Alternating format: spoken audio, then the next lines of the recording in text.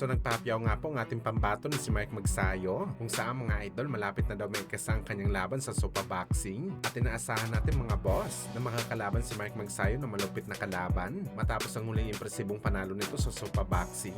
At number 1 nga sa listahan dito mga boss, ang Meksikano na undefeated fighter na si Andres Cortez. Nag-face off na ang dalawa na to mga idol sa naging laban ni De Los Santos at Valenzuela. Bagamat gayon pa man mga idol, marami pa rin sa ating mga Pinoy boxing fans ang umaasa na mangyayari ang laban ni Mark Magsayo kalaban ng unified champion sa 130 pounds na si Navarrete. Ito ang fantasy fight na gusto ng Pinoy dati, kaso nauna umakit si Magsayo sa 135 pounds. Sa ngayon malabo mangyari ang bakbakan na ito mga boss dahil sa target ni Navarrete ang undisputed fight sa 130 pounds. Pero hindi ibig sabihin nito mga idol, hindi na mangyayari ang laban ni Magsayo at Navarrete. Sa katagalan naakyat din sa Navarrete sa 135 at malaki ang tsansa na mag-cross ang landas nila ni Magsayo. Kaya abangan natin to mga boss. Suportahan natin ang laban ni Magsayo. Sigurado magandang laban to basta si Magnifico ang lumalaban.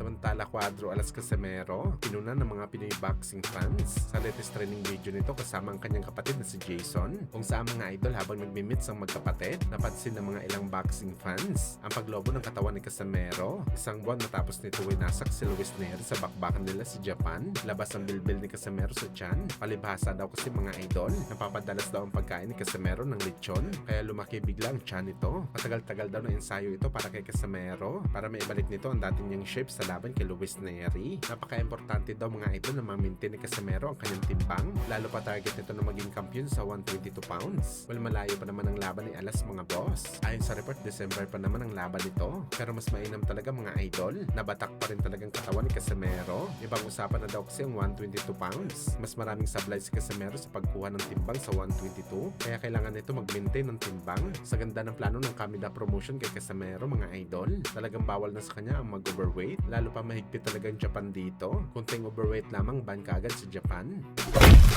Sa kabilang banda naman mga idol, matapos nga pong usapin sa bakbakan ng ating pamansang kamao Manny Pacquiao kalaban ng IBF welterweight champion na si Liam Paro, kung saan mga idol, pinagkaka-interesan daw talaga ni Paro si Pacman na labanan kumpara sa kababayan nito na si George Cambosos Jr. At kasabay nito mga idol, nagbanta kaagad si Paro sa Pinoy legend. Aniya mga boss, kung matuloy man daw ang laban nito kay Boss Manny, talagang pagkain lang daw si Pacman kay Paro. Kumbaga pangdagdag panalo lang si Pacman sa record ni Paro. Well, abangan na lang natin ang laban mga idol. Patunayan muna ni Paro ang kanyang sarili kay Pacman sa bakbakan. Ganyan din dating sinabi ng coach ni Mario Barrios na pagkain lang daw si Pacman. Pero ano ang nangyari mga boss? Hindi nakakain si Mario Barrios sa bakbakan at salip siya pa ang binugbog ng gurang na Pacquiao.